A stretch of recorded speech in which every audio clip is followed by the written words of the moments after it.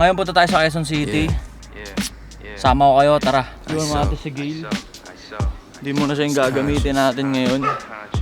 Kasi yung tropa, bago yung sasakyan. Yun, no? Nandito na tayo sa kung saan niluluto yung mga masasarap na putahe na natitikman nyo.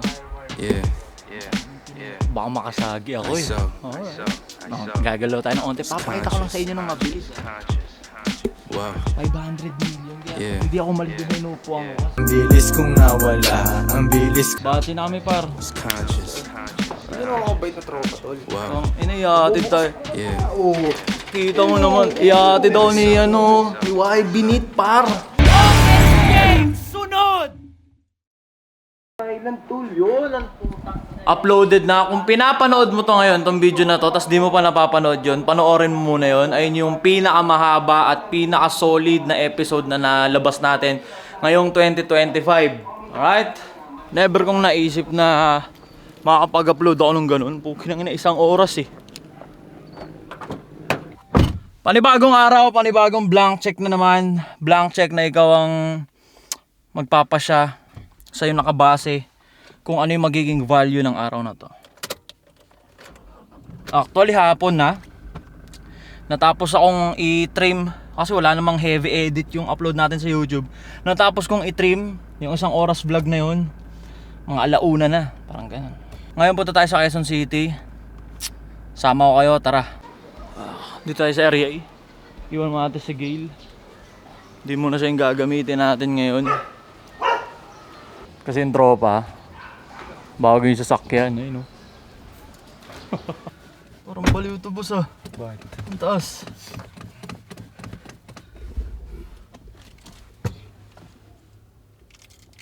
Saan pindutan?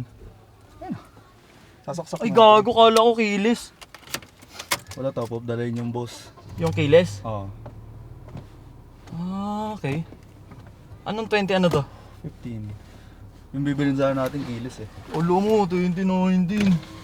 Hindi, 2016 lang yung blue. Ah, yung blue, yung pula ka. Tapos, Stop na, manual kasi yung sabi. ulo mo.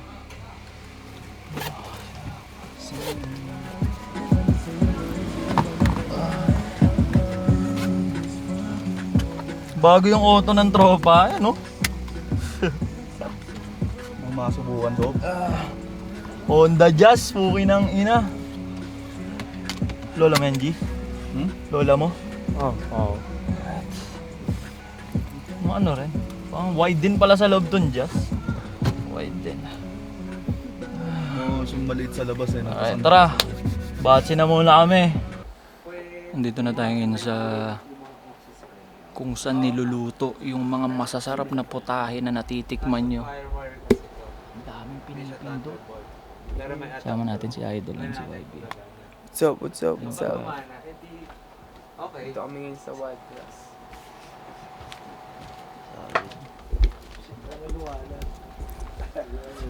As in, dito niluluto yung mga, di ba sarap na sarap kayo? Dito pala siya galing.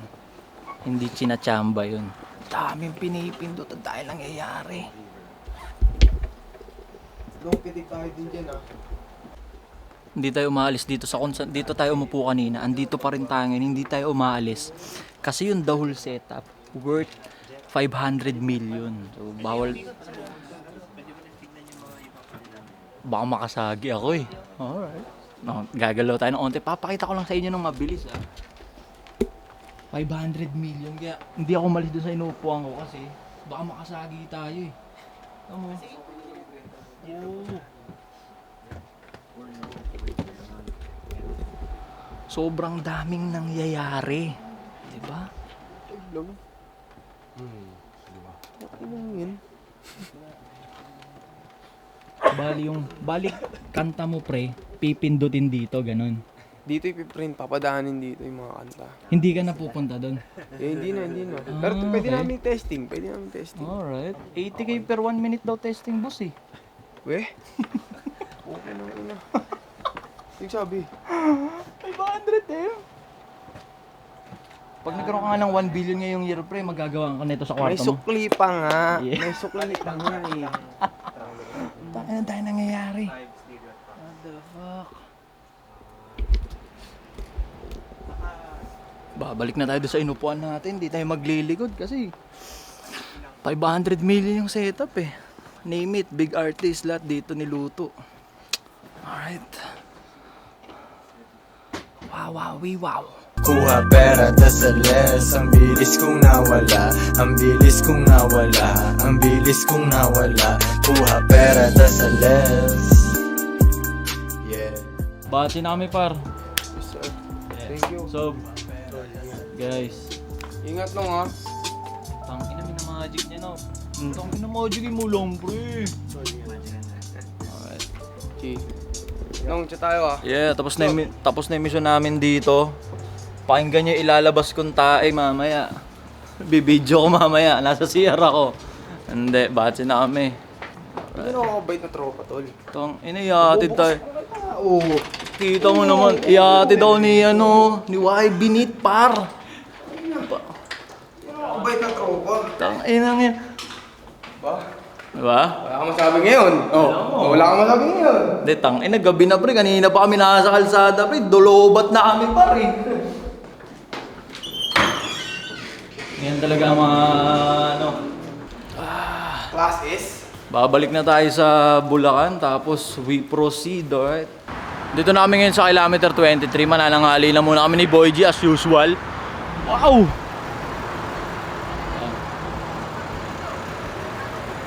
Dahil ka-KFC man.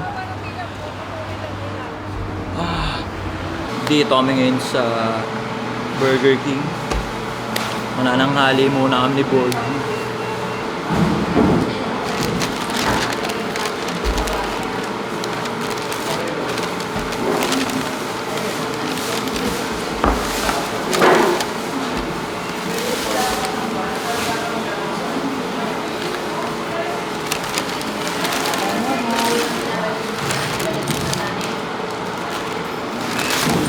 Pagkawan mo, Herman.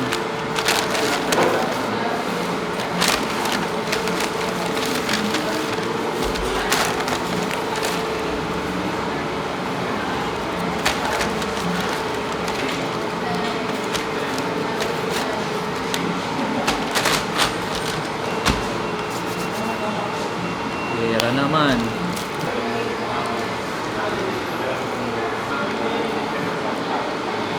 Pag nakikita ko po. Tapos na kami mananghalian ni Boy G. Tara, balik na tayo sa Bulacan. Tara. Daming tao. Biyernes nga pala ngayon. Sobrang daming tao. Biyernes nga pala ngayon. May mga dalang sopa eh. May mga dalang sopa. Andito na tayo ulit sa area E. Ginamit natin yung sasakyan ni Boy G. Honda din talaga. Maganda manakbo. At andito na tayo ngayon sa bahay. Siguro basa muna tayo ng comments sa mga previous uploads natin. Alright. Sabi ni Kumakamadang Bata, "Ato, ano yung cam mo?" Okay, ang tinutukoy ni Tropa, ito yung kamerang gamit natin. Ay, papakita natin. Ito ay Sony A7C. Ayan. Mirrorless yan na nafi-flip yung screen para makikita natin yung sarili natin. Tapos yung lens natin ay Laowa 10mm na wide lens. Siyempre, yan.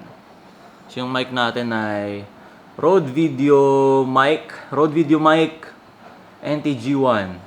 Yan. Manfrotto na tripod. Ayan ang ating vlogging setup. Alright? Sabi ni Mike from YT3592, "Tang ina mo, di ka na makaabot ng 1K views ha." Nag-comment siya dito sa upload ko na 900 views. 900 views? Ang daling magpa-views kung tutusin. Sobrang dali. Pero iba na kasi yung ine-aim natin dito sa YouTube. Ang hirap explain. Pero ang daling magpa-views. Ang daling magpa-trending. Pero hindi na yun yung habol natin. Magkaiba kasi yung nagko-convey ka ng point, ng message, na tinatry mong mag-move ng makakapanood sa nagpapa-views lang. Ang daling magpa-views. Kita nyo naman ginawa ko last time. Diba? Nagpa-views ako sa Facebook. Hindi lang ako nagpa-abuse. Napaiyak ko pa yan. Yung kagaya nila Mike from YT. Iyakan sila eh. Di ba? Sobrang dali. Sobrang daling magpa-abuse. Hindi ko lang ma-explain sa yung pinaka-vision mission natin dito sa YouTube kasi nga, hindi mo magigets, sure. Kasi nga, tanga ka. Diba? Diba? Pag nag-explain ka sa tanga, wala nang ano yun. Walang lunas yun. Tanga nga eh. Diba? Pag pumatol ka nga sa tanga, mas tanga ka eh. Parang ganun lang yun. So, ewan. Binasa ko lang yung comment mo para dagdag minuto dito sa vlog ko. Tsaka para pag napanood mo to, alam mo, para malaman mo na tanga ka. Kasi baka di mo alam na tanga ka eh. Sabi ni E.T. Cutie, Imus Cavite, putang ng episode to boss, solid na naman, nakakataas balahibo na panoorin nyo yun. Yung episode namin ni YB Nit dito sa YouTube. Grabe yun, sobrang hindi planado. Ang appointment ko nandun sa Ghost Worldwide, si Ghost. Hindi ko expected na nandun si YB, hindi niya expected na nandun ako. Nagkagulatan lang kami, tapos wala kaming usap tayo tungkol sa ganito, ganyan. Wala. Tangina, go with the flow lang talaga. Pang nagtuloy-tuloy hanggang sa putya. 2 hours na yun, 2 hours yung clip. Pero 1 hour lang na-upload ko kasi nga may mga pinagtatabas ako doon na talagang sadyang hindi na siya magigets ng mga ogag. Diba? Mami-misinterpret kaya. Trimmed yun. May mga tinanggal ako doon. 2 hours yun. Yung kwentuhan namin eh. Tana, grabe. Kung di nyo pa napapanood, putya, panoorin nyo. God is the Real G yung title dito sa YouTube channel natin. Ano yun? Yun yung pumunta ako kay Lagos para pitikan sana sila. Nasuot-suot yung red cap namin ni Joel. Tana, hindi ako nakapag-photoshoot doon. Hindi ko sila napitikan. Pero lintik yung nakuha ko doon. Sabi ni Ronnie Domingo 8533, palamurang piling matalino, pangit na babalu. Ronnie Domingo 8533, wag mong pagmukayin, wag mong pilitin kumbinsin yung sarili mo na tipong parang mas hindi ka aya-aya yung ako sa kung sino ka, anong meron ako, sa anong meron ka. As if naman tinatanggi ko, putya. Hindi mo na nga magagamit pang lait kasi nga we proudly represent. Pangit lives matter nga eh. Ay na, tanga no? Tanga, grabe no? Isipin mo yung nagre-represent ng pangit, aasarin mong pangit. Paano yun? Tangina, hindi na nagme-make sense yun. Nire-represent ko na kasi pang-aasar mo sa akin. Dos pag gumana. Tanga talaga no? Tatanga naman no? Sabi ni Patrick Aten de Guzman 8929, boss, parang under ka talaga kay Wada eh. Haha. Nakikita niya kasi dito sa vlog, pag gustong kumain ni Wada, sasamahan ko siya, kain siya.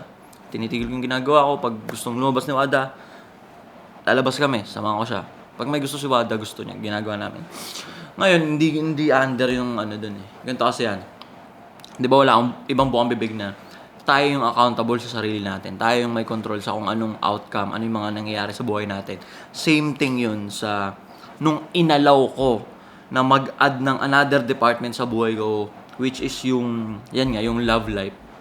Ako rin yung responsible sa kung anong magiging effect sa akin ng love life.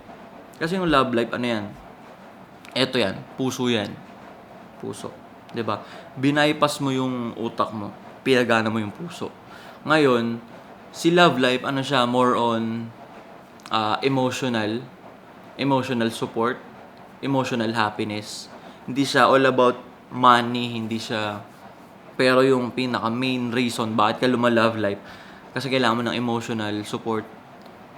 Tapos, yung tender love and care, yan eh. Yan yung mga, kung bakit ka love life. Diba? Gusto mo ng katuwang, gusto mo ng partner, gusto mo ng susupport sa'yo emotionally.